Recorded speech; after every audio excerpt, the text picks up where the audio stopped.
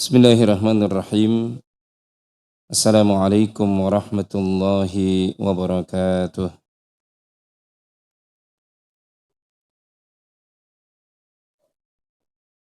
Innal hamdalillah nahmaduhu wa nasta'inuhu wa nastaghfiruh wa na'udzu billahi min shururi anfusina wa min sayyiati a'malina.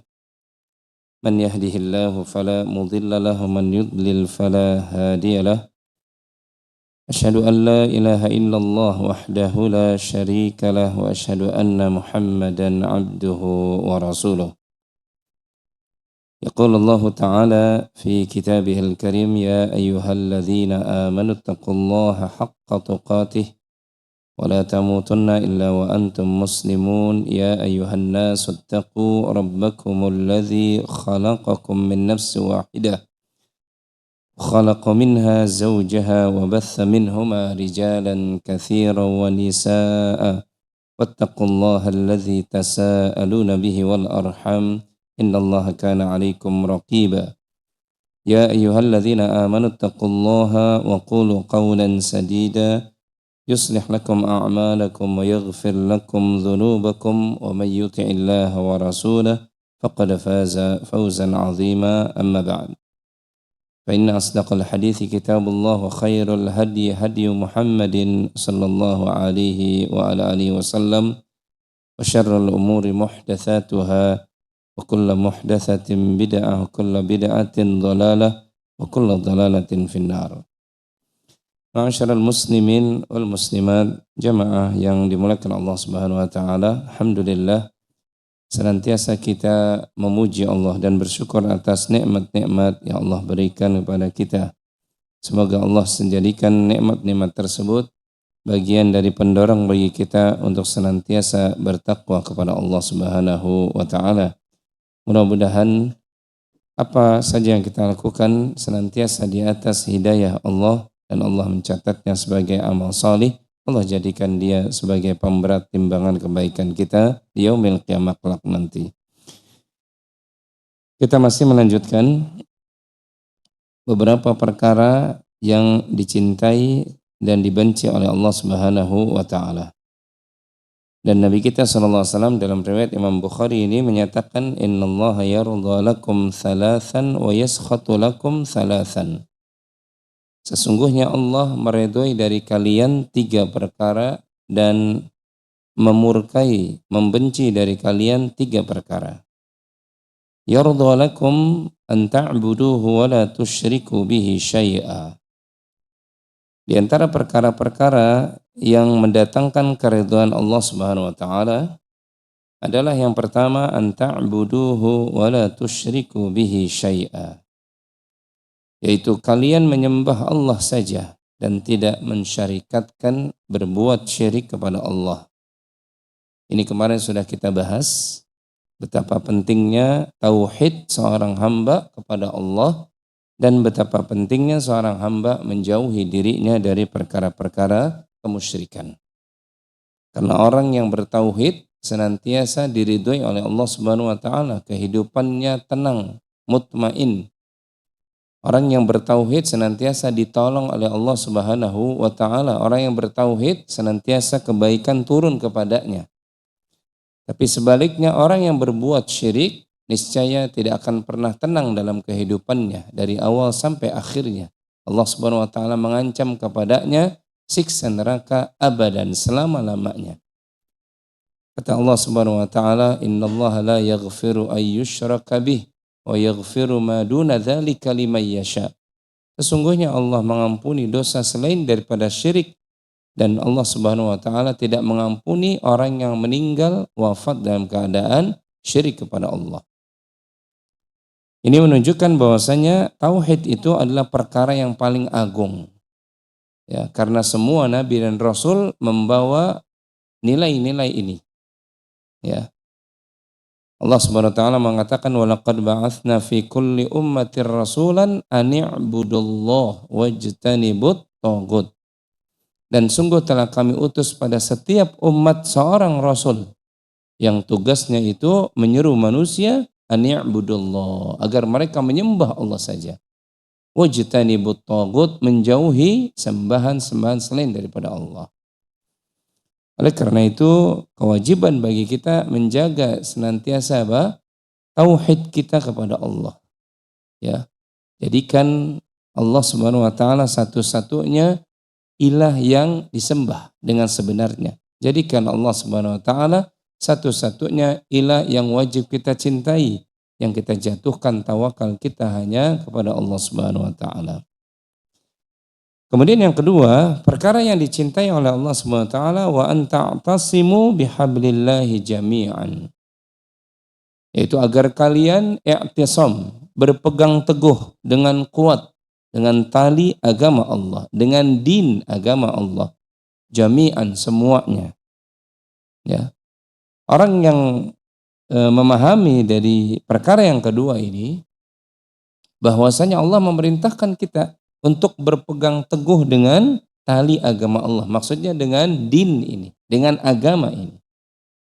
Oleh karena itu kata para ulama, bersatu di atas agama yang benar ini hukumnya wajib. Dan berpecah belah itu hukumnya haram. Karena Allah Ta'ala berfirman, wa'tasimu bihablillahi jami'an wa la tafarraqu. Berpegang teguhlah kalian kepada agama ini yang dibawa oleh Muhammad sallallahu alaihi wasallam semuanya. Ya. Jangan kalian tafarraqu, berpecah belah. Ya. Jadi bersatu di atas agama ini hukumnya wajib.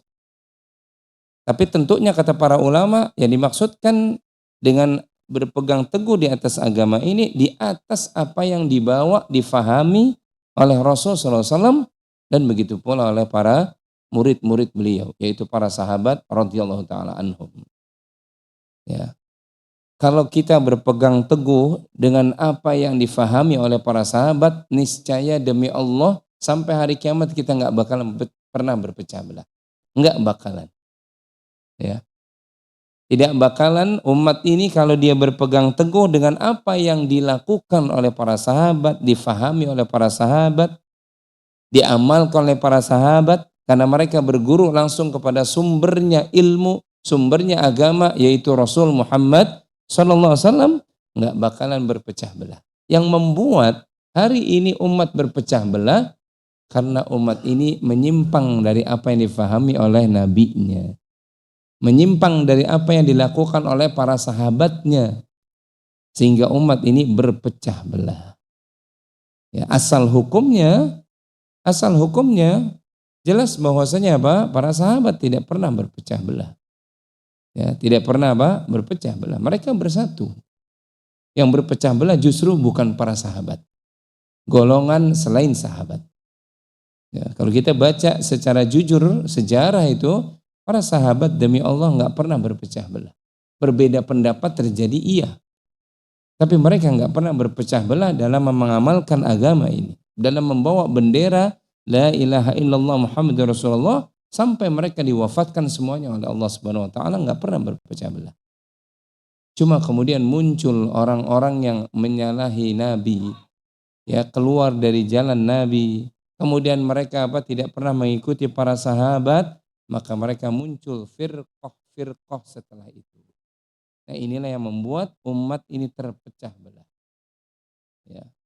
Oleh karena itu, dalam hadis yang diriwayatkan oleh Imam Bukhari, ketika ada para tabi'in, ya, mendapatkan ada seorang, ya, yang kemudian berfahamkan menolak takdir, ya, karena menurutnya manusia itu diciptakan oleh Allah Subhanahu wa taala dipaksa, ya, oleh Allah, ya. Maka orang-orang yang mendengar ini mengadukan perihal orang yang berpandangan seperti itu kepada Abdullah ibnu Umar radhiyallahu anhuma. Ya. Mereka cerita bahwasanya ada orang yang berfahamkan seperti ini, maka Abdullah ibnu Umar mengatakan sampaikan kepadanya. Abdullah ibnu Umar berlepas diri dari pemahaman tersebut dan dia berlepas diri dari Abdullah bin Umar. Ini menunjukkan bahwasanya, ya, Di zaman sahabat pun itu banyak orang kemudian apa? Mulai muncul pemahaman-pemahaman baru di dalam agama. Pemahaman-pemahaman apa? Baru di dalam agama yang memecah belah keutuhan, ya, bahkan persatuan umat ini, ya. Bahkan di zaman sahabat muncul orang-orang yang mengagungkan Ali dan keluarganya. Ya, muncul Rafidhah, muncul Syiah Rafidhah yang hanya menerima Ali dan keluarganya saja untuk dicintai, untuk diikuti. Sisanya dari sekian ratusan ribu sahabat ditolak oleh mereka. Ya. Ini jelas keluar dari tuntunan Nabi SAW. Kata Nabi SAW, la tasubbu ashabi, jangan kalian celak satu orang saja dari sahabatku. Sedangkan Rafidhah mencela Abu Bakar, mencela Umar, mencela Uthman, mencela Sa'ad bin Abi Waqqas, Abdurrahman bin Auf, bahkan mengkafirkan mereka selepas Nabi wafat, kecuali beberapa orang saja yang diterima oleh mereka. Ya. Jalan mereka menyelisihi jalan Nabi SAW. Maka mereka itulah yang membuat umat ini terpecah belah. Ya, orang-orang awam kemudian mengikuti pendapat-pendapat mereka yang sesat tersebut. Maka umat terpecah. Asal hukumnya justru Allah Subhanahu wa taala menyuruh kita wa'tasimu bihablillahi jami'an wala tafarraqu. Surah Ali Imran ayat yang ke-103. Ya. Jadi jangan kita berpecah belah dan berpegang teguh dengan agama ini, maksudnya dengan apa yang difahami oleh Nabi dan para sahabatnya radhiyallahu taala anhum ajma'in. Itulah kenapa para ulama senantiasa menasihatkan kepada kita memahami Islam ala fahmi as-salaf al-ummah. Memahami Islam di atas pemahaman para salaful ummah. Siapa yang dimaksudkan? 3 generasi yang disebutkan oleh Nabi SAW. Khairul quruni qarni, sebaik-baik kurun zaman adalah zamanku, yaitu para sahabat Nabi sallallahu alaihi wasallam. Tsummal ladzina yalunahum, kemudian zaman setelah mereka, yaitu orang yang berguru, ya, kepada para sahabat yang disebut sebagai tabi'in. Tsummal ladzina yalunahum, kemudian zaman setelah para tabi'in, orang-orang yang berguru kepada tabi'in, yaitu atba'ut tabi'in. 3 generasi emas ini yang disebutkan oleh Nabi SAW agar umat mengambil agama ini dari mereka, bukan dari yang lain. Ya. Jelas kalau atba'ut tabi'in masih lurus karena mereka berguru kepada tabi'in. Jelas para tabi'in masih lurus karena mereka berguru kepada para sahabat. Jelas para sahabat masih lurus karena apa? Mereka langsung mendapati wahyu. Kapan wahyu itu turun? Kapan kepada siapa wahyu itu turun? Apa maksud wahyu itu turun? Itu para sahabat. Mereka membela Nabi, mereka membela agama ini, bahkan mereka bertemu dengan Nabi, berjuang bersama Nabi, itu para sahabat. Ya. Oleh karena itu, para sahabat tidak pernah berpecah belah di dalam mengamalkan din yang mulia ini. Justru mereka bersatu padu sampai Allah Subhanahu wa taala wafatkan generasi terbaik ini. Bahkan Allah Subhanahu wa taala sampai mengatakan kepada kita dalam ayat yang lainnya di surah Ali Imran juga, kuntum khaira ummah. Kalian adalah sebaik-baik umat. Siapa yang dimaksudkan kalian di sini? Ayat ini turun pertama kali kepada siapa? Para sahabat. Walaupun ayat ini hukumnya umum. Maksudnya umat Islam adalah umat terbaik, betul. Tapi ayat ini pertama kali turun kepada siapa? Para sahabat. Allah memuji mereka. Allah memuliakan mereka. Bahkan dalam ayat yang lainnya di surah Al-Fat, Allah Subhanahu wa taala katakan tentang para sahabat, was-sabiqunal awwalun. Manusia pertama-tama masuk Islam. Siapa yang masuk Islam pertama? Para sahabat, bukan kita. Ya, was-sabiqunal awwalun minal muhajirin. Orang-orang yang pertama-tama masuk Islam dari kalangan muhajirin. Wal ansar, dan orang-orang ansar. Wattaba'uhum bi ihsan, dan orang-orang yang mengikuti mereka dengan ikutan yang ihsan, yang baik. Apa kata Allah? Radhiyallahu anhum wa radu an. Allah ridho terhadap mereka. Sampai Allah sendiri yang menyatakan Allah ridho kepada mereka. Maka kalau kita ingin hidup ini diridhoi oleh Allah, ikuti langkah satu kaum yang telah mendapatkan apa? Keridhaan Allah. Kalau kita ingin selamat kehidupan kita ini dari segala fitnah, ikuti satu kaum yang memang telah diselamatkan oleh Allah. Bahkan ujungnya kalau kita ingin masuk surga, ikuti langkah-langkah kehidupan orang yang sudah pasti dijamin surga oleh Allah. Siapa? Para sahabat radhiyallahu taala anhum ajma'in. Enggak ada jalan lain, ya. Maka kita ikuti para sahabat karena mereka mengikuti nabinya sallallahu alaihi wasallam. Tak pernah mereka menyimpang sedikit pun. Tidak ada satupun sahabat yang berani berdusta atas nama Nabi. Enggak pernah ada. Kalau ada, itu bukan sahabat. Ya, itu bukan apa? Sahabat. Tidak ada yang pernah menyimpang. Dari satu pun sahabat itu enggak ada. Kalau Ustadz ada Musailamah al-Kadzab, dia bukan sahabat. Ya. Ada yang berpandangan tadi Jabariyah, dia bukan sahabat. Sahabat itu enggak pernah seperti itu. Sahabat ashabur Rasul sallallahu alaihi wasallam itu mereka betul-betul apa? I'tisam billah, berpegang teguh dengan agama yang dibawa oleh Muhammad sallallahu alaihi wasallam dari awal sampai akhir. Maka sekali lagi kewajiban kita kalau kita ingin mendapatkan apa? Keridhaan Allah Subhanahu wa taala, Allah cinta kepada kita, maka wajib bagi kita i'tisam billah, berpegang teguh dengan agama ini di atas pemahamannya para sahabat. Ini penting kita sampaikan. Karena kita juga hidup di zaman yang penuh dengan apa? Fitnah. Umat ini sudah berkelompok-kelompok. Kok bisa seperti itu? Karena mereka apa? Menyimpang dari jalan Nabi SAW. Perlu kita ajak kembali untuk lurus bersama Nabi, bersama para sahabat. Jangan ikuti yang lainnya. Sebagus apapun itu kalimat, jangan pernah ikuti mereka, ikuti siapa? Pembawa risalah pertama.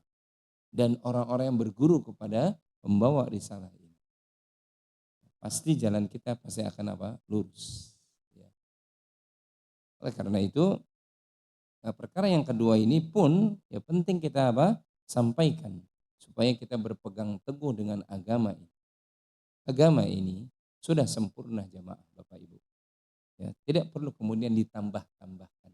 Tidak perlu kemudian apalagi dikurang-kurangkan. Enggak perlu.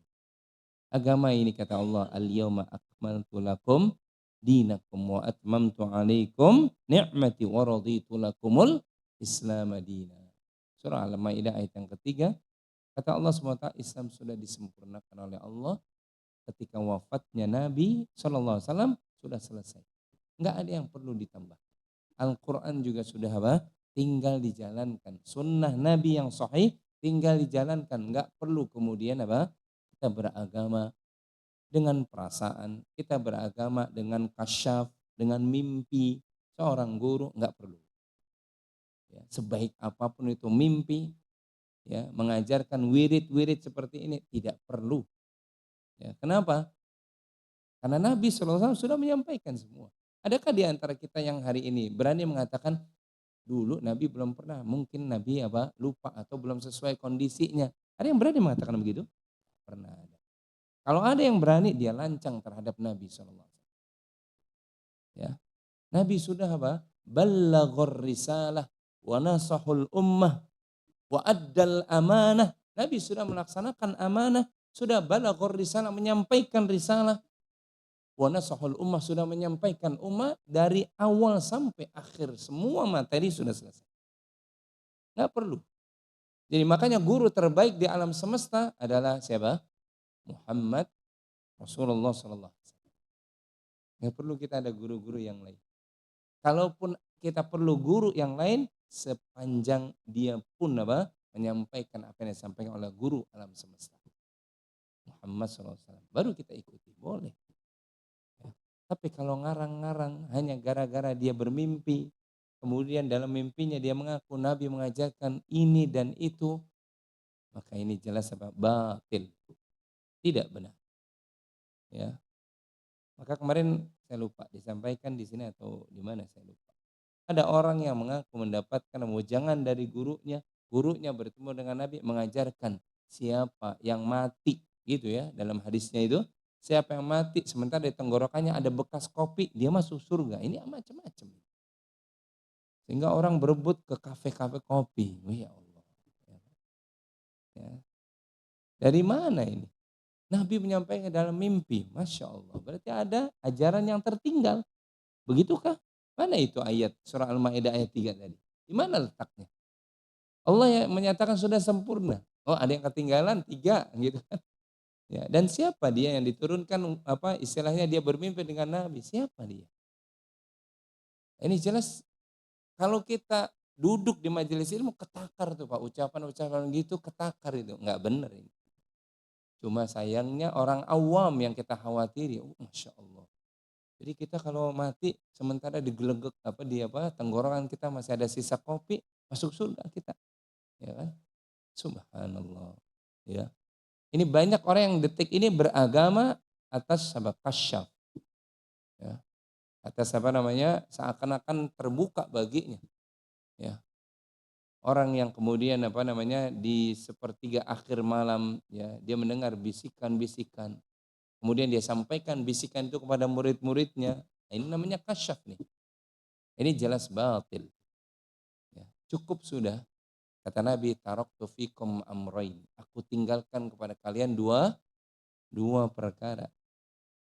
Ma in tamassaktum bihima lan tadillu abada. Kalau kalian berpegang teguh kepada dua perkara yang aku tinggalkan ini, tidak akan pernah tersesat selama-lamanya. Apa yang pertama? Kitabullah. Dan yang kedua, sunnati. Sunnahnya Nabi SAW. Tinggal kita pelajari. Ya. Gak perlu kita apa? Tambahan-tambahan. Ngarang-ngarang. Di dalam masalah apa? Agama. Kalau dalam masalah dunia silahkan. Karena Nabi SAW telah menunjukkan kepada kita tentang dunia. Antum a'lamu bi umuri dunia. Kalian lebih tahu. Tapi kalau soal agama, tidak ada demi Allah yang lebih tahu melebihi dari Muhammad SAW. Enggak ada. Jadi kalau Rasul mengajarkan A, B, C, lakukan. Kalau Nabi tidak mengajarkan D, E, F, jangan lakukan. Udah gitu aja simple. Agama itu mudah Pak. Gak perlu kemudian kita tambah-tambahkan. Dengan asumsi perasaan kita, mungkin waktu itu Nabi enggak tepat di zaman padang pasir, enggak perlu. Ya, agama itu bukan karena perasaan, bukan. Agama itu dalil. Ya, Quran maupun apa? Hadis-hadis yang sahih. Dan para ulama kalau bicara tentang hadis, Masya Allah perjuangannya jangan tanya Pak. Imam Bukhari yang kitab yang kita bahas ini, Imam Bukhari berapa tahun beliau apa menyeleksi hadis-hadisnya coba Pak bayangkan. Berapa tahun beliau menyeleksi sampai apa? Terkumpul dari jutaan hadis yang beliau hafal, yang beliau kumpulkan yang sahih cuma sekitar 7.600-an dari jutaan hadis. Ya. Berapa tahun yang beliau lakukan untuk mengumpulkan yang sahih saja? Ada yang tahu? Berapa tahun Pak? Bu, 16 tahun beliau concern mengumpulkan hadis-hadis memilih mana yang sahih, mana yang tidak sahih. 16 tahun coba. Kita 16 tahun duduk untuk mengumpulkan itu mampu atau tidak kita Pak? Ya. 16 tahun beliau apa? Seleksi itu. Bahkan satu malam, setiap malam, satu malam itu disebutkan oleh para ulama kita, Imam Bukhari harus menyalakan lebih dari 20 kali obornya, penerangannya untuk beliau bangun. Tadi aku dapat hadis ini, diseleksi siapa periwayat-periwayat dari An, dari fulan, fulan, fulan. Ini orang semuanya sahih sampai lebih dari 20 kali dalam satu malam. Beliau bangun, bangun, bangun sampai lebih dari 20. Sampai begitu Pak. Imam Bukhari. Ada seorang imam hadis yang dalam apa namanya 1 bulan untuk meraih 1 hadis saja. 1 bulan coba bayangkan. Ya. Kita suruh cari hadis 1 bulan mungkin nggak mampu. Berjalan 1 bulan hanya memperoleh apa? Untuk 1 hadis. Jadi jangan tanyakan perjuangan beratnya mereka untuk apa? Menyampaikan kepada umat ini loh hadis Nabi SAW yang menjadi pegangan kita. Sebagaimana tadi pesan Nabi 2 tadi. Cuma sekarang sampai kepada kita hari ini apa? Kitab udah tinggal dibaca, dipelajari. Kemudian ditanyakan kalau kita kemudian tidak tahu, udah berbentuk kitab, udah ada terjemahannya, masih juga apa? Nggak dibaca. Ya, ya, masih juga tidak dibaca. Kalaupun kitab nggak punya, dibacakan hadis. Ya, riwayatnya adalah Bukhari, Muslim, udah pasti sahih, masih juga tidak diamalkan. Masya Allah. Ini kita nih sekarang kondisinya. Maka sekali lagi, semoga Allah SWT memberkahi kita semuanya nih pagi ini. Karena kita duduk di majelisnya Nabi SAW. Ya, di majelisnya Nabi dibacakan hadis Nabi SAW. Ya. Nabi menyuruh kita kalau kita mau dapat keridhaan Allah, berpegang teguh di atas agama ini yang sudah sempurna sampai akhir hayat kita. Ya. Tentunya berpegang teguh di atas pemahaman para sahabat, di atas pemahaman Nabi dan para sahabat. Karena ini pasti benar. Ya. Maka jangan pernah kita berpaling dari agama ini. Justru yang ada apa? Berpegang teguh, pegang teguh. Karena Allah SWT dalam ayat yang lain mengatakan inna dina indallahil Islam. Agama yang diridhoi oleh Allah cuma satu. Pegang tuh erat-erat. Cuma satu. Ya. Nggak ada yang lain. Ya. Jangan sampai kemudian kita apa kena subhat-subhat, ya kan? Apa-apa hidup ini banyak agama, yang penting ngajarin apa? Yang penting ngajarin kebaikan, kan gitu kan? Ya nggak apa-apa mau agama apapun, yang penting baik, nggak jahil sama tetangga. Nah ini jelas abu-abu nih. Ya syubhat yang menyambar-nyambar. Kalau kita ngaji, oh enggak. Agama yang diridhoi di sisi Allah cuma satu. Dan seluruh nabi dan rasul termasuk Isa, termasuk Musa itu sama. Mereka adalah muslimun. Ya, sebagaimana kita. Mereka juga apa? Muslimun. Yang diajarkan itu sama. Karena semua nabi dan rasul benderanya sama, dakwahnya sama. Satu nabi dengan rasul yang lainnya melanjutkan rasul berikutnya, dilanjutkan oleh rasul berikutnya. Dan demi Allah ditutup oleh nabi yang bernama siapa? Muhammad sallallahu alaihi wasallam. Yang turun kepada umat akhir zaman. Selesai. Kalau kita tahu, selesai. Ya. Hanya orang yang mengikuti hawa nafsunya saja yang kemudian mencari agama yang lainnya. Padahal Allah telah menandaskan wa may yabtaghi ghairal Islam. Siapa yang coba-coba cari-cari agama, keyakinan ghairal Islam selain daripada Islam, fala yuqbala minhu. Maka kebaikannya di dunia ditolak oleh Allah. Ini yang mengatakan Allah Subhanahu wa taala. Surah Ali Imran ayat 85. Ditolak oleh Allah. Kebaikan apapun, sebaik apapun dia di dunia, mau lisannya juga terjaga, tapi mati di atas agama bukan Islam, rugi dia. Wa huwa fil akhirati kata Allah minal khasirin. Di akhirat nanti dia termasuk apa? Khasir, rugi dia. Rugi. Ya. Makanya pegang erat agama ini. Dan ayat ini selalu nih dinasehatin. Bahkan mungkin tiap hari kita dapat berapa ayat ini, ayat yang sama selalu sampai kepada kita. Ya ayyuhalladzina amanu taqullaha haqqa tuqatih wa la tamutunna illa wa antum, jangan kalian mati kecuali dalam kondisi apa? Muslim. Kan jelas tuh. Ya. Maka pegang erat ini.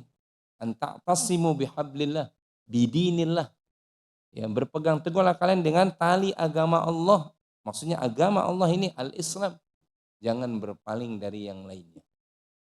Karena ya Allah, kasihan orang yang kemudian apa? Berpaling. Ada yang tadinya muslim kemudian apa? Murtad. Ya. Harusnya dibalik tuh, gitu ya. Harusnya dibalik. Jangan malah apa? Mantan ustadz jadi sekarang apa? Pendeta. Ya. Ini rugi nih. Saya punya tetangga itu di Rawamangun. Ya. Kakeknya itu muslim, keturunannya muslim. Kakeknya bahkan kiai di kampung. Ya di tahun-tahun 50-an. Ya. Cuma dia apa namanya? Murtad. Ya dia murtad. Namanya saja udah menunjukkan itu dikasih sama keluarganya. Ya, Junaidi Salat. Itu kan salat. Salat maksudnya. Ya. Tapi kemudian apa? Matinya dalam kondisi apa? Ya, murtad. Ya, pendeta bahkan di bilangan apa namanya? Kampung mana Pondok Gede ke sana itu, ya di Jalan Hankam sana, Kampung Sawah. Ya, itu kan banyak gereja di sana. Beliau menyebarkan itunya di situ. Dulunya di hutan kayu, Pak. Ya, kakeknya itu, keturunannya di situ. Tetanggaan dengan saya. Ya. Tapi kemudian murtad. Dan dia bangga itu sampai akhir hayatnya di situ. Ini nanti akan dimintai pertanggungjawaban oleh Allah Subhanahu wa taala. Ya, dan banyak orang-orang yang kita kenal, ya mungkin artis-artis yang berpindah agama, kan gitu ya. Hanya karena suaminya ganteng, kan gitu kan. Yang tadinya namanya As titik-titik kan gitu kan. Ya, kemudian ngikut suaminya Kristen, Allahul musta'an. Ya, makanya ajarkan anak keturunan kita pegang erat agama ini. Sebagaimana para nabi dulu juga berwasiat. Lihat dalam surah Al-Baqarah. Jadi menjelang juz yang kedua itu. Bagaimana Yakub, Ibrahim, Ishak mewasiatkan. Ya. Wassa biha Ibrahimu banihi wa Ya'qub ya baniya innallaha astafa lakumud dina fala tamutunna illa wa antum muslimun. Nabi Ibrahim mewasiatkan kepada anak-anaknya. Nabi Yakub keturunan dari Ibrahim mewasiatkan juga kepada anak-anaknya. Wahai anak-anakku, jangan kalian mati kecuali dalam kondisi muslim. Jadi mereka tuh kafilah muslim bukan dimulai dari Muhammad SAW, bukan Pak. Kafilah muslim dimulai dari Nabi yang pertama, Rasul yang pertama, Nuh alaihissalam. Ya. Maksudnya kalau kita bicara Rasul yang pertama diutus kepada manusia adalah Nuh. Adapun Nabi Adam ya Nabi. Tapi Rasul yang mengajarkan tauhid pertama yang Allah perintahkan dakwah tauhid adalah Nuh. Terus benderanya sampai kepada Isa ditutup oleh Muhammad SAW. Jadi kafilah muslim panjang itu, ribuan tahun. Jadi bukan sekedar dimulai dari Muhammad SAW. Maka agama yang dibawa oleh para nabi dan rasul sama. Cuma memang kalau dari sisi istilah memang hanya diberikan kepada umat Rasul SAW agama yang namanya apa? Tadi waraditu lakumul Islam. Gitu ya. Makanya dikenal sebagai inilah dinul Islam. Dan Allah pun menyatakan dalam surah Ali Imran tadi apa? Inna dina indallahil Islam. Allah yang memberikan nama. Dan uniknya nama Islam itu tidak pernah dikaitkan dengan sesuatu pun, Pak. Coba kalau agama yang lainnya pasti dikaitkan satu. Apakah dengan nama tempat si pembawa ini, ya kan gitu? Atau dikaitkan dengan apa? Istilahnya nama pembawanya. Ya. Tapi kalau Islam nggak pernah dikaitkan dengan nama Muhammad. Kalau dikaitkan dengan nama Muhammad pasti agamanya namanya apa? Muhammadiyah. Mohon maaf yang Muhammadiyah. Ya kan? Itu hanya organisasi. Kan gitu kan? Coba lihat Nasrani dikaitkan dengan apa? Nazar. Ya, Yahudi dikaitkan dengan salah satu di antara keturunan Yakub. Di antara 12 anak Yakub itu ada yang namanya Yahuda. Tapi Islam dikaitkan dengan nama-nama itu. Kalau turunnya di Mekah, pasti nama agamanya apa? Makkiyah. Ya, agama Makkiyah, mana agama Makkiyah? Nah, tapi yang memberikan nama Islam langsung dari langit. Allah Subhanahu menunjukkan tentang kemurnian. Dari sisi nama saja nggak ada tuh. Oleh karena itu kita nggak perlu kemudian menisbatkan nama-nama kebaikan kita gara-gara kita mungkin mengajak orang kepada kebaikan kemudian kita kasih nama dengan nama kita nggak perlu. Dan ini pun banyak terjadi di masyarakat kita. Ini masjid kita namanya apa? Mudah-mudahan nggak ada jamaah yang namanya Zumar. Ada nggak? Nggak ada kan? Tapi banyak masjid yang pendana utamanya misalkan, mohon maaf, pendana utamanya misalkan Ja'far. Maka namanya Masjid Ja'far misalkan. Ya, masjid Thohir misalkan gitu ya. Karena sekali lagi hati kita itu gampang berbolak-balik, Pak. Nggak perlulah gitu ya. Ya. Kan kita banyak begitu kan. Ini saya bicara tentang diri saya aja, Pak. Saya di Betawi itu begitu, Pak. Ya. Saya di Betawi dulu saat dari kecil tuh diajarkan begitu. Gitu. Selalu kaitkan dengan nama-nama kita. Ya. Ya, makanya majelis taklim misalkan gitu ya. Pasti namanya tuh. Gitu kan. Kita khawatir hati kita itu terlalu lemah, mendingan nggak usah. Mendingan namanya majelis taklim Az-Zumar, boleh lah. Siapa Zumar? Nggak tahu, yang penting Zumar nama salah satu surat, kan gitu enak. Coba kalau majelis taklim Syukriyah, namanya Muhammad Syukron, misalkan gitu kan. Kita selalu kalau hadir itu, wih banyak, oh alhamdulillah majelis taklim. Majelis taklim saya, kan gitu kan. Hati kita itu gampang berbolak-balik. Lebih baik apa? Jauhi hal seperti itu. Ya, lebih baik apa? Jauhi. Mendingan kasih nama-nama yang diberikan oleh Allah Subhanahu wa taala. Majelis Ta'lim At-Taqwa. Kan gitu kan? Ada kan nama orang Pak Taqwa, ada enggak? Kan enggak ada, ya kan? Mendingan begitu. Ya. Dan seterusnya. Ini saya bicara tentang kebetawian saya ya, jadi jangan tersinggung, ya kan? Kalau di Betawi begitu, ya kan? Ya, kalau di Betawi sampai jalan pun ada kan gitu kan? Jalan Haji Asmuni, ya kan gitu. Ada yang namanya Asmuni? Mudah-mudahan nggak ada, ya kan? Jalan Haji Toha, ya kan? Ya. Udah cukuplah pejuang Muhammad Toha, udah selesai udah gitu ya. Ya kan? Nggak usah pakai jalan supaya kita dikenal. Khawatir tadi Pak, kita berubah amal kita. Insya Allah sebenarnya yang disebutkan nama itu insya Allah ikhlas. Kan gitu kan? Kita berprasangka baik insya Allah ikhlas. Cuma jangan kasih ditempelkan nama. Takutnya Pak berubah. Ya, bangga dengan nama kita. Lihat agama Islam yang memberikan nama langsung dari langit. Langsung dari Allah Subhanahu wa taala. Ya. Tidak ada nama dikaitkan dengan Muhammad, dengan kota Mekah atau dengan hijrahnya Madinah. Atau dengan suku Rasulullah SAW Quraisy, agama Quraisy misalkan, tidak ada. Ya, ya. Buddha contohnya, agama Buddha dikaitkan dengan siapa? Nama pembawanya, kan gitu kan? Ya kan? Nama apa? Pembawanya dan seterusnya. Ya. Begitu pula Zoroaster, agama apa? Zoroaster, ya dengan pembawanya. Tapi Islam mulia. Allah langsung yang memberikan apa nama. Maka pegang erat-erat agama ini sampai tadi. Wala tamutunna illa wa antum. Jangan kalian mati kecuali apa? Dalam kondisi apa? Muslim dan mukmin. Yang ketiga. Wa antunasihu man wallahu Allahu amrakum. Di antara perkara yang mendatangkan keridhaan Allah, kecintaan Allah adalah engkau senantiasa menasehati orang yang Allah berikan amanah mengurusi urusan kalian. Maksudnya ulil amri. Ya. Ulil amri itu dalam agama kita, dalam sunnah Nabi kita SAW itu diajarkan Pak. Ulil amri, ya Allah mengajarkan pada kita kalau dia diserahi urusan umat ini maka dia wajib apa? Adil, wajib amanah. Ya ayyuhalladzina amanu la takhunullaha war rasul wa takhunu amanatikum wa antum ta'lamun.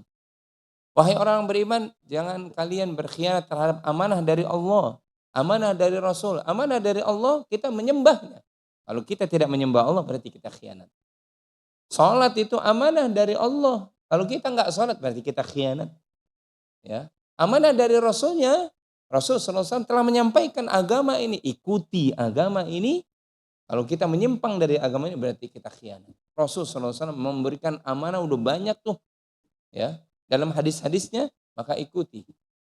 Kemudian apa? Kata Allah wala takhunu amanatikum wa takhunu amanatikum dan jangan kalian khianati amanah-amanah yang dibebankan kepada kalian termasuk para pemimpin.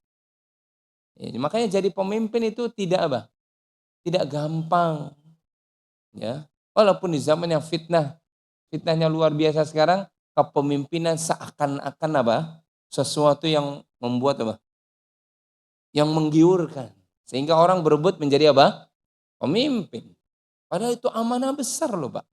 Dua yang dia bawa nanti di hari kiamat. Kalau kita kan satu. Ya. Kalau dia dua. Amanah terhadap dirinya nanti ditanya oleh Allah. Dan amanah di belakang dia waktu dia memimpin ditanya semua. Kalau mimpinya cuma 4-5 orang sih mudah-mudahan insya Allah mudah Pak. Nah kalau jadi pemimpin memang kita mimpin 4 orang? Enggak. Jangan-jangan apa? 4 juta, 40 juta. Ya, 400 juta. Ya. Indonesia berapa sekarang? Berapa? 200 juta. 280 juta. Pemimpinnya ditanya tuh nanti. Engkau membawa gerbong 280 juta. Siap apa enggak? Ya. Makanya kalau tidak salah Abu Dzar Al-Ghifari, Abu Dzar ya, radhiyallahu taala anhu pernah meminta, "Ya Rasul, kasih aku." Kata Nabi, enggak. Ya. Karena amanah itu berat bagimu. Ya. Dan serahkan amanah kepada siapa yang bisa mau membawanya. Nggak boleh sembarangan. Sebab dalam riwayat Imam Bukhari yang lainnya, kalau satu urusan dipegang oleh orang yang bukan bukan bidangnya, tunggulah fantadhirus sa'ah. Tunggulah kehancuran. Ya. Maka orang sekarang aneh ya, berebut pemimpin. Ya, berebut pemimpin, padahal memimpin itu berat. Udah cukup kita mendingan mimpin rumah tangga kita aja lah. Ya kan? Cukup udah. Ya nggak usah jadi pemimpin. Bukan berarti kemudian kalau ada kemudian di belakang yang nanya, nanti kalau nggak ada yang mimpin siapa? Ustadz, kan gitu kan? Ya, iya benar. Tetap harus ada. Tetap harus ada orang yang memimpin. Tapi memimpin yang Yang amanah, yang dia tidak minta, tapi dia diminta. Nah, itu kan gitu kan? Sebagaimana siapa? Para sahabat, Abu Bakar, Umar, Utsman, Ali itu mereka nggak minta, Pak. Nggak minta. Ya, tapi mereka diminta oleh umat. Umat melihat kapabilitasnya, ya. Makanya mereka diminta. Abu Bakar minta apa tidak? Enggak. Umar yang ngangkat. Setelah terjadi perdebatan sengit, ya. Bahkan sampai mereka itu ya saling merendahkan satu dengan yang lainnya, Umar kemudian bawa Abu Bakar. Ya. Ketika Umar mengangkat tangan Abu Bakar, aku ngangkat beliau nih sebagai pemimpin kita semuanya, selesai, Pak. Karena Muhajirin dan Ansar melihat siapa yang paling dekat dengan Nabi, melebihi siapa? Abu Bakar. Siapa yang menemani hijrah Nabi? Abu Bakar. Ya, siapa yang menemani Nabi baik sebelum Nabi diutus sebagai Rasul maupun setelah Nabi sampai Nabi wafat, melebihi daripada siapa? Abu Bakar. Ya. Siapa yang kita lihat kalau Nabi duduk pasti di sampingnya ada siapa? Abu Bakar. Kalau Nabi berjalan pasti di sampingnya ada siapa? Abu Bakar. Mereka tahu tuh ketika Umar angkat, aku jadikan dia, aku baiat beliau sebagai pemimpin kita, maka yang lain setuju dan selesai. Ya. Begitu pula dengan Umar nggak pernah meminta. Ya. Beberapa orang ahlul ilmi, orang-orang yang berilmu kemudian mengangkat Umar. Ya. Karena tidak orang yang terbaik setelah nabinya dan setelah Abu Bakar kecuali engkau wahai Umar. Dan Umar pun ditunjuk oleh orang-orang yang berilmu, beberapa orang kemudian jadi Jadi khalifah. Umar nggak meminta. Ya, tidak meminta. Bahkan prinsip dari para sahabat, seandainya aku disuruh memindahkan 2 gunung, aku lakukan daripada daripada menjadi pemimpin. Gitu. Ya. Tapi sekarang orang kebalik, kan gitu kan? Malah pemimpin menjadi pemimpin, ini yang dicari. Ya kan? Sehingga mereka meminta. Yang meminta harusnya jangan dikasih. Ya kan? Yang meminta biasanya pasti ada faktor sesuatu. Tapi kalau tidak diminta, dia ditolong oleh Allah SWT dalam kepemimpinannya. Umar bin Abdul Aziz, salah satu keturunan Umar bin Khattab, nggak pernah meminta. Tapi langsung ditunjuk. Dia dengan terpaksa. Tapi Masya Allah, dia ditolong oleh Allah. 2,5 tahun kepemimpinannya, makmur itu. Umayyah, Bani Umayyah. Makmur, Pak. Sampai-sampai zakat itu di zaman Umar bin Abdul Aziz, sampai diekspor keluar. Ya, karena di dalam negerinya nggak ada nggak ada yang mau menerima zakat. Udah kaya semua, Pak. Bahkan digambarkan kepemimpinan Umar bin Abdul Aziz itu, kata para ulama dalam syair-syair mereka, sampai kami dapati harimau ketemu kambing, itu kambingnya dibiarin sama harimau, nggak dimakan. Itu hanya kinayah saja, kiasan saja. Saking adilnya tuh Umar bin Abdul Aziz. Harusnya kan harimau ketemu kambing langsung dimangsa. Ini saking makmurnya tuh negeri. Tapi berumurnya cuma 2,5 tahun, tapi makmur itu negeri. Ya. Kita lebih baik 2,5 tahun Pak, tapi makmur. Ya, daripada berapa? 10 tahun tapi apa? Sengsara. Ya. Jadi wahai para pemimpin, ya, takutlah engkau kepada Allah. Karena amanah ini. Ya, bukan sekedar pemimpin negara, itu lebih berat itu. Ya, pemimpin di rumah tangga juga berat. Pemimpin RT, pemimpin ketua masjid juga berat, Pak. Acung, siapa sini ketua masjidnya? Ada, Pak? Ketua masjidnya siapa? Hah? Mana? Oh, enggak ada. Enggak ada. Berat, Pak. Ditanya itu nanti. Ya. Kalau di masjidnya yang diajarkan sesuatu yang enggak pernah diajarkan oleh Nabi, nanti ditanya itu, Pak. Ya, udah enggak apa-apa lah. Udah jalanin aja. Nanti ditanya di hari kiamat. Tapi kalau dia kemudian apa? Mengisi masjidnya, memakmurkan masjidnya dengan hal-hal yang apa? Dituntunkan oleh Rasulullah SAW, maka nanti dia mendapat pahala. Ya kan? Sama semua. Kita juga sama di rumah. Saya dengan Bapak Ibu sekalian di rumah sama. Diminta pertanggungjawaban atas apa? Yang kita pimpin. Istri pasangan kita dan juga anak-anak kita. Diminta pertanggungjawaban. Nah kalau kita lebih peduli pada anak orang lain, tapi anak kita sendiri nggak kita apa? Pimpin, maka kita celaka nanti di hari kiamat. Ya ayyuhalladzina amanu qu anfusakum wa ahlikum nara. Ya jagalah diri kalian dan keluarga kalian, istri dan anak-anak kalian dari jilatan api neraka. Kita yang ditanya nanti tentang rumah tangga kita. Ya, maka menasihati pemimpin tugas kita. Cuma memang menasihatinya dengan cara yang baik. Kalau kita ingin diridhoi oleh Allah Subhanahu wa taala, kalau ngelihat pemimpin salah, nasihati, Pak. Kata Nabi, tarik tangannya. Dalam riwayat Imam Muslim, tarik tangannya berdua saja. Antum salah. Itu. Ya. Antum menyimpang. Ya. Menyimpangnya disebutkan. Ya. Hendaklah engkau takut kepada Allah. Dahulu, Pak, ya, di zaman para sahabat, kemudian generasi yang 3 tadi itu, kalau mereka ngelihat pemimpin salah, mereka datangi langsung, minta ketemu langsung. Ya, mereka langsung nasihatin. Harun ar-Rasyid, ya, pemimpin Abbasiyah, Umayyah, itu semuanya sama, Pak. Ya, langsung datang. Bahkan pemimpin dulu panggil tuh ulama, panggil Imam Ahmad. Setelah Imam Ahmad datang itu di hadapannya, apa kata khalifah? Aku minta nasihat kepadamu. Yang lain nggak ada tuh, kecuali mereka berdua. Maka Imam Ahmad memberikan fatwa nasihat. Begitu caranya. Jadi menasihati pemimpin bukan dengan cara-cara yang keluar dari tuntunan sunnah Nabi SAW. Dengan cara mencelaknya di hadapan banyak orang.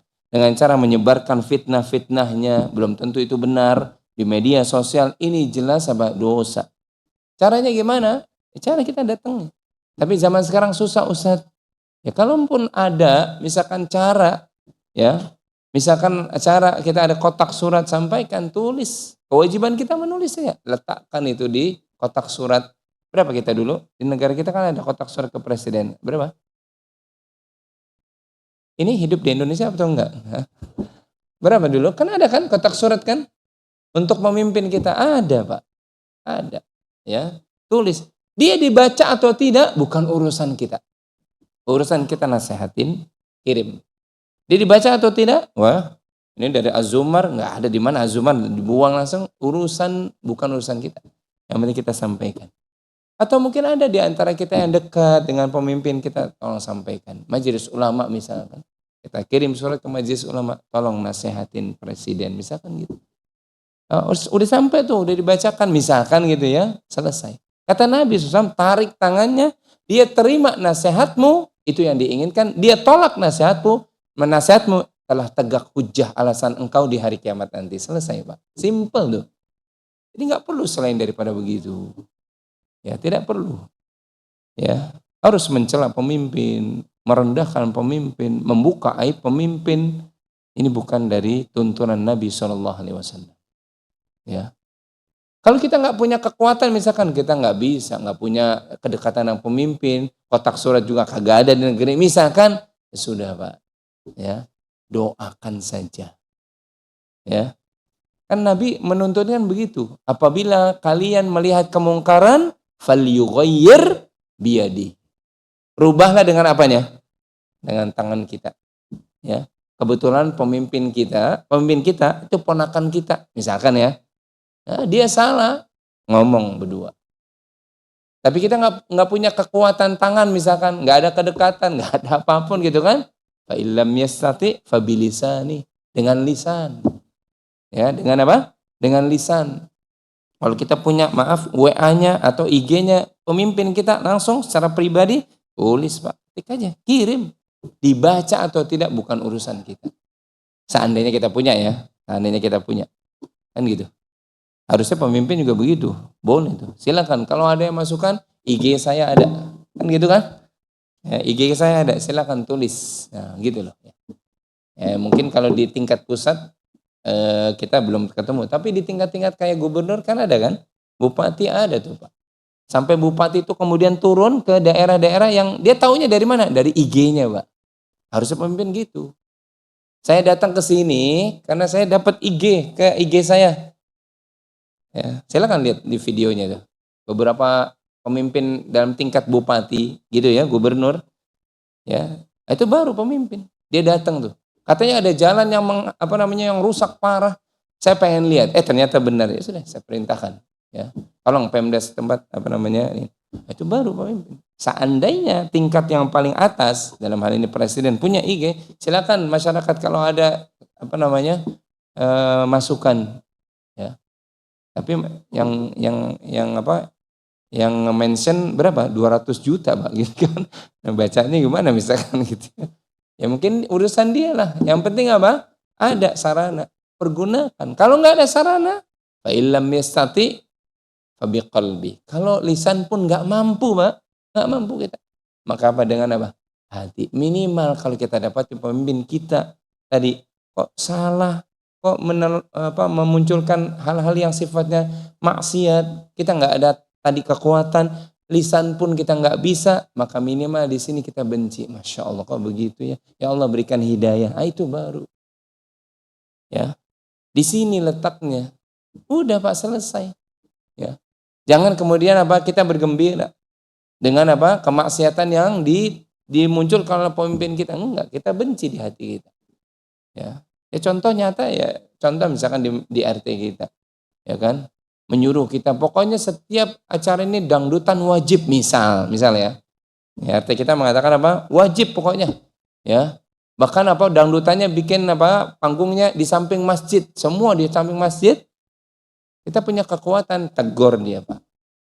Ya, 4 mata. Enggak punya kekuatan, kasih surat. Layangkan surat ke RT kita. Enggak juga bisa, minimal di sini. Ya, di hati kita benci. Ya. Mendingan saya safar dulu deh, lagi dangdutan di RT saya, misalkan gitu. Jangan alhamdulillah jadi rame masjid. Jangan. Ya kan? Kan banyak orang yang begitu. Enggak apa-apa, Ustadz. Ya, orang berjudi tuh sampai pagi, aman lingkungan. Lah, kita menyetujui judi, dosa kita. Ya, enggak boleh. Gitu ya. Jadi inilah kenapa nasihat ini tetap jalan, tapi dengan cara-cara yang dituntunkan oleh Nabi Sallallahu Alaihi Wasallam. Selesai 3 perkara yang dicintai oleh Allah di bulan yang akan datang. Sabar dulu. Insya Allah kita lihat apa 3 yang dibenci oleh Allah. Dan ini pun tidak kalah hal yang perlu kita perhatikan juga. 3 hal yang dibenci ya oleh Allah Subhanahu Wa Taala, yang dimurkai. Tapi kita nggak bisa bahas karena waktunya, khawatir Ustaz yang menzalimi antum, dan kita buka forum tanya jawab saja ya. Allahu a'lam bishawab. Cukup. Baik, Pak. Silakan. Assalamualaikum warahmatullahi wabarakatuh. Assalamualaikum warahmatullahi wabarakatuh. Ustaz, ini mengenai hadis, Ustaz ya. Ada hadis Sahih, Hasan, Doif dan Maudu, Ustaz. Palsu, Ustaz ya. Untuk hadis Doif itu ada beberapa perawi itu, apakah bisa kita ikuti, Ustaz? Apakah hanya kita ke hadis Sahih dan Hasan, Ustaz? Gimana masukan, Ustaz? Iya. Baik, barakallahu fiik. Ini harusnya nanti ditanyakan ya kan kepada memang orang-orang yang para ustadz kita yang mengetahui tentang rijal hadis, pembawa hadis, penyampai hadis. Tapi yang jelas bagi kita, para ulama telah menjelaskan derajat hadis yang sampai kepada kita. Ada hadis mutawatir yang bukan sekedar 5-10 sahabat mendengar dari Nabi SAW, nggak diragukan lagi kebenarannya, mutawatir. Ada kemudian di bawahnya hadis sahih, ya. Ada sahih yang kita terima. Ya, karena hadis sahih itu berarti hadis yang diterima. Kemudian di bawahnya lagi ada hadis yang hasan. Ya, ini pun diterima. Nah, sampai di sini. Sampai 3 ini udah. Kalau kita mendapati kitab-kitab para ulama telah menjelaskan ini sahih, sudah diamalkan, Pak. Enggak usah ragu. Ini hasan, sudah diamalkan, enggak usah ragu. Kan gitu ya. Tapi kalau tingkatan yang di bawahnya ada hadis dhaif. Kan gitu kan? Apalagi sampai dhaifnya dhaif jiddan, dhaif lemah sekali, udah. Walaupun isinya bagus, ya, tapi sudah dikasih keterangan oleh para ulama, hadisnya dhaif, enggak perlu diamalkan. Ya. Sampai kepada hadis misalkan palsu, ya enggak perlu. Ya, barang siapa yang makan terong tiap hari, maka dia akan kuat. Nah, ini berarti hadis pedagang terong, ya kan? Tadi kalau kopi yang masih ada di di tenggorokannya dia mati, masih ada sisa kopi, dia masuk surga. Berarti ini hadis dari tukang kopi, gitu loh ya. Ya, nggak pernah ada di dalam kitab-kitab hadis. Apalagi sampai maudhu'at, ya kan? Hadisnya palsu, udah dijelaskan semua tuh oleh para ulama dalam kitab-kitab mereka. Tinggal kita baca, Pak.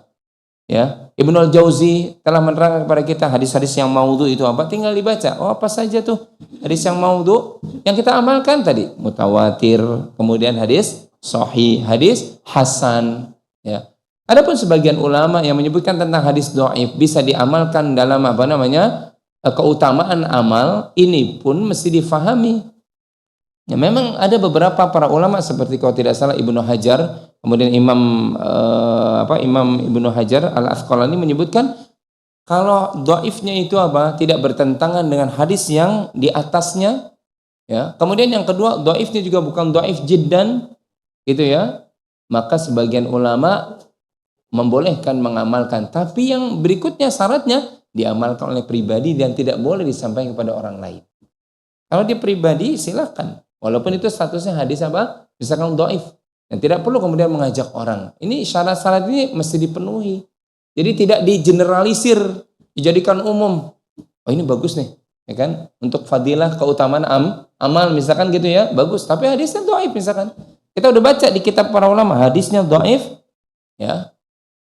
Walaupun demikian tadi syarat-syarat yang disebutkan oleh Al-Imam Ibnu Hajar dipenuhi untuk diri kita saja, konsumsi diri kita, bukan untuk orang lain. Kemudian hadis dhaifnya ini matannya, isinya tidak bertentangan dengan hadis sahih di atasnya, misalkan gitu ya. Sudah saya amalkan, tapi untuk dirinya sendiri, bukan untuk didakwahkan kepada orang lain. Allahu taala alam. Oleh karena itu, kalau kita dapati penjelasan para ulama, kalau udah dapat yang namanya hadis mutawatir, udah selesai, Pak. Tinggal diamalkan.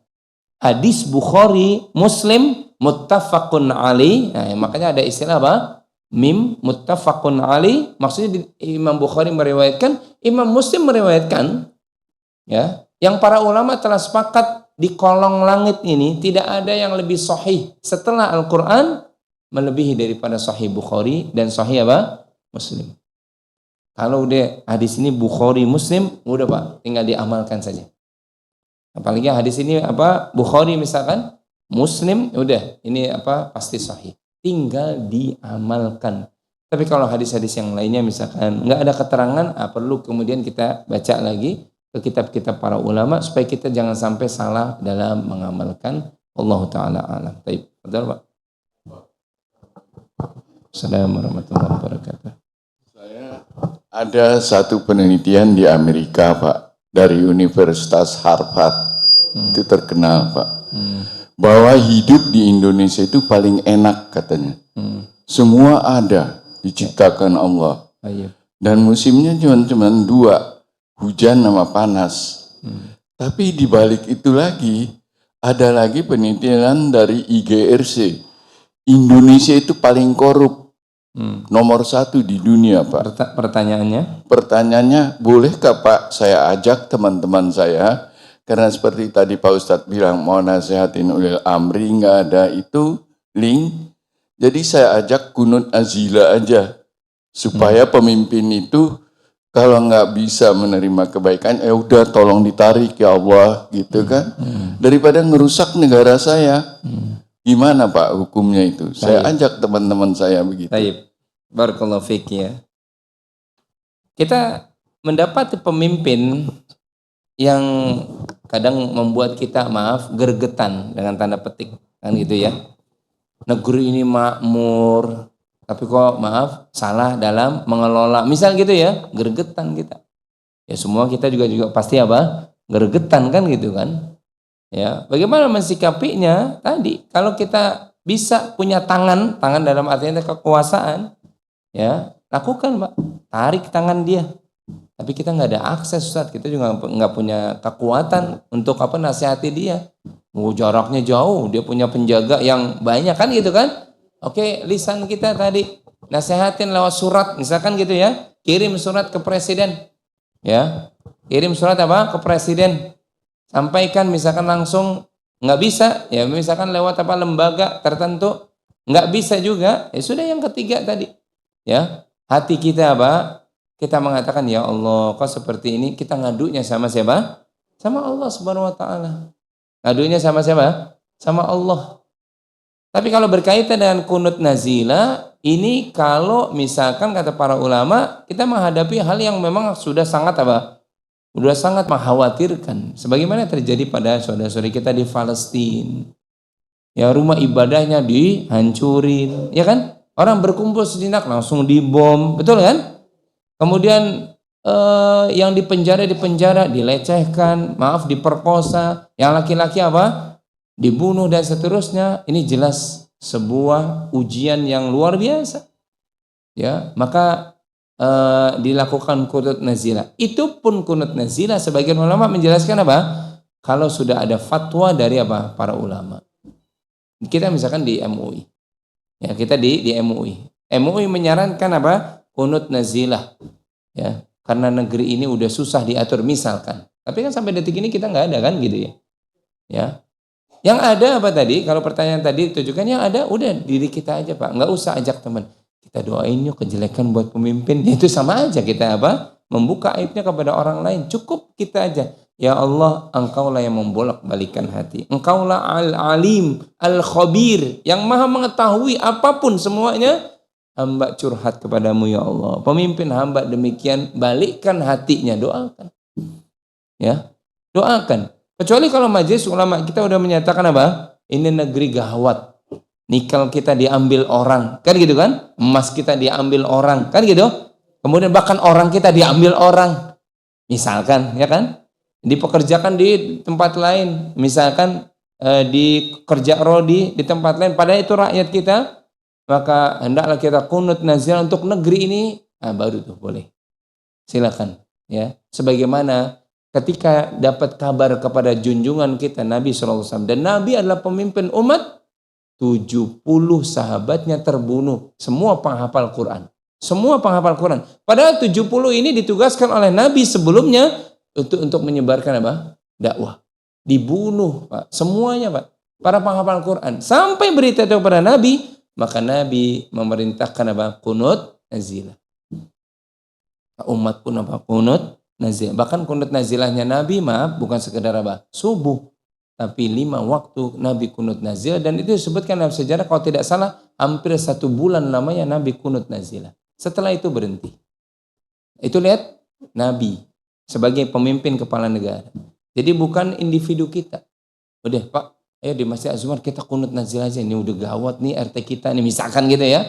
Apa lupa. Yang ada senjata kita adalah doa. Ingat, ad-doa silahul mu'min. Doa itu senjata. Ya Allah, balikan hatinya ya Allah. Ya Allah, balikan pemimpin kita. Gitu ya. Jadi kita berdoa sama Allah dan harus yakin Pak. Ya, doa mendatangkan kebaikan, tapi kalau kita malah membuka aib, malah menjadi menjadi maksiat, menjadi dosa buat kita. Allahu a'lam. Baik, yang terakhir. Baik. Pak Ibu, Bapak, silakan. Sebentar Bu, sabar. Ada Bapak. Assalamualaikum warahmatullahi wabarakatuh. Assalamualaikum warahmatullahi wabarakatuh. Yang saya ingin tanyakan, apakah ada ikhtilaf mengenai derajat hadis? Ya. Misalnya ada sebagian mengatakan ini hadisnya dhaif, tapi yang sebagian mengatakan ini hadisnya sahih atau hasan gitu. Itu pertama. Kemudian yang kedua, kalau misalnya ada hadis yang dhaif tapi hadis ini ma'ruf, artinya hadis ini banyak perawinya, tapi semua mengatakan ini standarnya dhaif. Itu apa boleh diamalkan, Ustaz? Ya, terima kasih. Assalamualaikum. Assalamualaikum warahmatullahi wabarakatuh. Ini tentunya kita berkaitan dengan ikhtilaf. Kalau ditanya ikhtilaf ada Pak. Ada sebagian ulama mensahihkan hadis ini, ada sebagian ulama mendhaifkan hadis ini, hadis yang sama misalkan. Ya. Maka tentu para penuntut ilmu, ya termasuk kita semua, termasuk saya dengan antum, ya kita belajar. Ya. Kalau kemudian terjadi perdebatan para ulama dalam menilai hadis, gitu kan? Ada yang mensahihkan, ada yang menghasankan, ada yang bahkan mendhaifkan. Kita lihat alasannya. Kalau alasannya adalah ternyata berdasarkan ilmu, ternyata tetap nih ada periwayat hadis di antara tingkat yang keberapa ini nggak diterima, bahkan ini majhul. Ya. Bisa mungkin terjadi itu, Pak. Jadi pertanyaannya kalau terjadi ikhtilaf, iya mungkin. Bisa terjadi apa? Ikhtilaf. Yang pada saat mungkin beberapa puluh tahun yang lalu ulama yang bersangkutan belum sampai kepadanya berita tentang si fulan, tapi ulama sekarang sampai si fulan ternyata dhaif. Maka hadisnya dhaif. Pada saat itu hadisnya udah ternyata sahih kan gitu ya. Puluhan tahun yang lalu diamalkan, ya sudah. Ya, dia diamalkan ya nggak jadi masalah. Tapi ternyata setelah dijelaskan secara ilmu, ya secara dalil, ternyata ada di antara periwayatnya ini nggak dikenal. Ya misalkan gitu dijelaskan, dan yang menjelaskan adalah ahlul hadis. Ya, maka kita terima, maka nggak diamalkan. Bisa mungkin itu terjadi, mungkin. Ya, mungkin itu terjadi. Tapi kalau bicara tentang Bukhari, Muslim, udah nggak usah diragukan. Ya, apalagi sampai tadi kodenya, kalau kata Imam Ibnu Hajar itu kodenya muttafaq alaih, udah disepakati keduanya, selesai. Atau ada misalkan catatan, makanya para ulama tuh menjelaskan terus. Ada catatan hadisnya sahih di atas syarat Bukhari Muslim, udah. Kan gitu ya. Dan memang Allah telah memunculkan yang namanya Bukhari dengan Muslim ini sebagai dua hamba Allah SWT yang concern sekali terhadap hadis, perjuangannya. Ya, perjuangannya. Dan itu diakui oleh para ulama hadis tentang masalah itu. Jadi kalau kita yang awam ini misalkan keluar dari ikhtilaf para ulama tadi, ini hadis ini sahih, hadis ini dhaif, ya.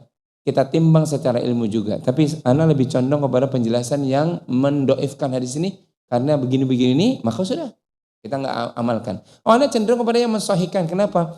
Ana melihat bahwasanya dia lebih dekat kepada dalil, silakan diamalkan.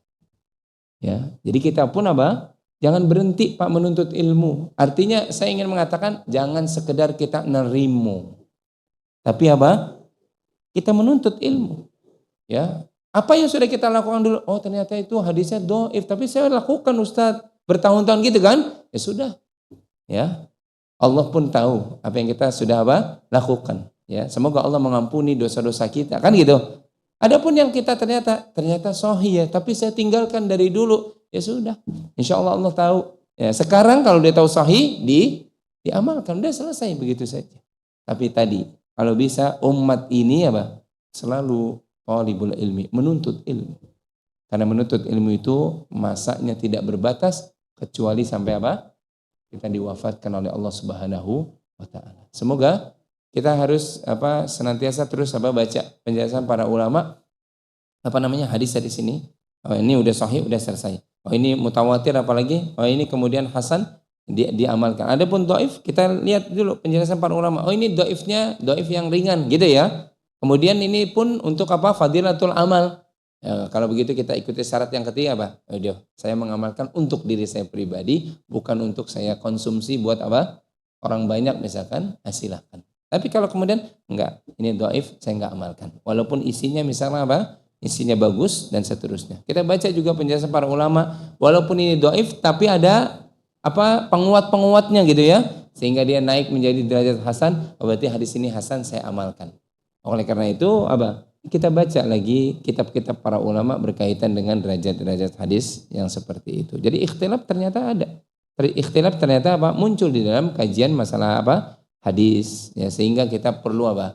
Tadi menggunakan ilmu kita supaya kita mengamalkan mana yang kita yakini. Allahu taala a'lam. Terakhir Ibu silakan. Bismillahirrahmanirrahim. Tadi dalam Al-Quran wa'tasimu bihablillahi jami'an wa la tafarruq. Berpegang teguh pada tali Allah ya. Nah terus tapi banyak penyebab dari tafaruk itu justru dari statement dari para pemateri, misalkan dengan sering mencela yang berbeda.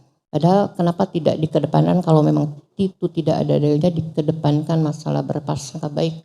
Misalkan contoh yang besarnya, banyak para ustadz yang mencela misalkan para pejuang di Palestina itu disalahkan karena tidak sepaham dengan dia. Nah hal-hal seperti itu kan sebaiknya tidak dimunculkan gitu. Atau mungkin kecil-kecilannya seperti tadi. Apakah penamaan pahlawan dalam sebuah masjid itu adalah sebuah penyembahan? Kalau tidak, bahkan mungkin untuk misalkan penamaan masjid Jenderal Sudirman itu untuk spirit kebesarannya, tidak di depan, bukan untuk sebuah pemujaan, toh bukan dia sendiri yang memberikan nama. Nah sebaiknya mungkin, atau mungkin pernah ada penceramah menyatakan bahwa ketika berbeda dengan pemerintah berseberangan itu adalah khawarij. Nah hal-hal seperti itu justru kalau menurut saya akan memicu ya persepsi-persepsi yang justru akan berbeda, bahkan mungkin pelebelan itu ahlul bidah dan sebagainya. Wallahu a'lam bishawab. Baik. Baik, barakallahu fiik. Itulah gunanya kenapa kita sering duduk di majelis. Atau kalau kita Ibu sering duduk di majelis, kita bisa punya punya rambu. Kita bisa menilai. Tentunya atas ya bimbingan Allah SWT sesuai kemampuan ilmu yang ada pada kita. Oh ini, Masya Allah kalau saya hadir di majelis ini, kok isinya begituan?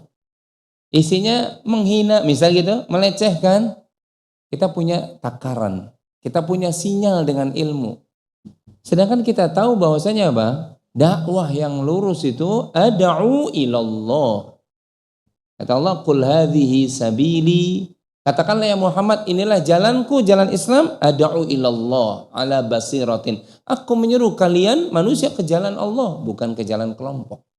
Bukan ke jalan apa? Partai. Bukan untuk merendahkan yang lainnya, kemudian meninggikan kita. Ini jelas bukan dakwah yang benar. Dakwah yang benar diajak manusia kepada jalan Allah, jalan yang lurus, jalan tauhid, supaya manusia itu takutnya hanya kepada Allah, sujudnya hanya kepada Allah, cintanya hanya kepada Allah, tawakalnya kepada Allah, mengamalkan perintah-perintah Allah.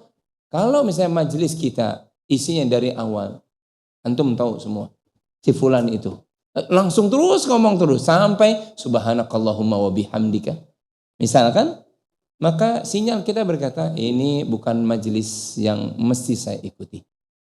Dan itu bisa kita lakukan kalau kita sering duduk di majelis yang lurus. Ya, majelis yang apa? Yang lurus. Karena majelis yang lurus itu yang pertama yatluna ayatillah, dibacakan ayat-ayat Allah. Kalau isinya dibacakan ayat-ayat Allah, betul itu.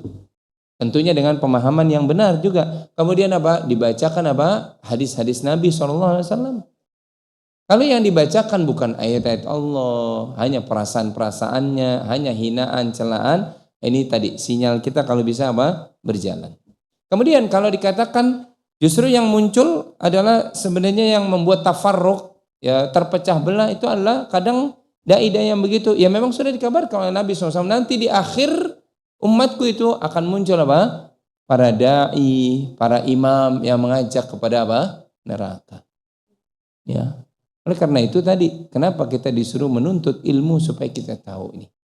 Masya Allah, semoga Allah berikan hidayah kepada beliau. Kenapa harus di majelisnya menghina yang lainnya. Kenapa harus menghina pemimpin dan seterusnya misalkan. Kita berdoa meminta kepada Allah Subhanahu wa taala, tapi kita pun tentu tidak hadir untuk berikutnya. Kenapa? Karena majelisnya buruk. Ya, majelisnya bukan ayat-ayat Allah yang dibacakan. Ya, bukan sunnah-sunnah Rasul yang diajarkan. Bukan para sahabat, jalan para sahabat yang dituturkan. Tapi justru apa? Hal-hal yang tidak kita kenal sebagaimana disampaikan oleh Nabi Shallallahu Alaihi Wasallam. Justru kadang yang seperti ini menjadi pemecah belah umat, betul. Ya. Adapun mensikapi tentang masalah perbedaan cara pandang, masalah Palestina itu kaum muslimin, saudara kita. Ya, Palestina itu saudara kita. Ya. Kalau kemudian saudara kita sedang dizalimi, ya kita wajib membela sesuai kemampuan kita. Ya. Kalau ada orang yang kemudian menghina saudara kita nasihatin, tarik tangannya. Antum jangan berlebihan. Kan gitu ya. Apa antum sudah dapat datanya bahwasanya perjuangan di sana itu kayak seakan-akan cuma skenario misalkan gitu ya. Antum datanya mana? Enggak sih, ana dengar-dengar aja, antum salah, keliru. Besok-besok antum coba sampaikan ke jamaah bahwasanya ana keliru kemarin tentang masalah Palestina misalkan gitu. Nasihati dengan cara yang baik tadi, Bu. Ya. Tentang masalah seperti itu, ya. Adapun yang terjadi di sana kita serahkan kepada Allah SWT. Tapi yang jelas yang terjadi di sana antara Islam dengan dengan musuhnya, yaitu Yahudi laknatullah. Maka kita wajib mendoakan saudara kita. Ya, bukan justru melemahkan perjuangan saudara kita. Ya, bukan justru menggemboskan perjuangan saudara kita terlepas dari bahwasanya di sana ada salah. Enggak ada manusia yang sempurna, enggak ada, Bu. Ya, tidak ada manusia yang sempurna. Yang misalkan kita dengar kabar bahwasanya Hamas begini-begini, oh dia lebih dekat kepada Syiah. Ya, misalkan seperti itu, ya, kita tabayun dulu. Apa benar atau tidak? Kalau ternyata tidak benar, maka jangan kita jadikan umpatan-umpatan. Ya, kalau Anda membela Palestina berarti membela Syiah misalkan gitu ya. Ternyata beritanya nggak benar. Nanti tuh di antara tiga tuh. Nanti di antara tiga, sabar dulu Ibu ya sebagai tambahan. Nanti di antara tiga perkara yang dibenci oleh Allah Subhanahu wa taala, qila wa qal. Ya, menyebarkan sesuatu yang belum tentu benar, ya. Langsung diterima, ditelan, kemudian disebarkan sebelum ditabayun dulu. Ini termasuk yang dibenci oleh Allah Subhanahu wa taala. Wallahu taala alam. Semoga Allah menyelamatkan umat ini dari musuh-musuhnya. Semoga Allah menjaga akidah kita sesuai dengan apa yang difahami oleh Rasul dan para sahabatnya. Semoga Allah Subhanahu wa taala berikan kesehatan kepada kita, bisa senantiasa duduk di majelis ilmu. Mudah-mudahan Allah istiqomahkan kita di dalam ibadah kepada Allah Subhanahu wa taala.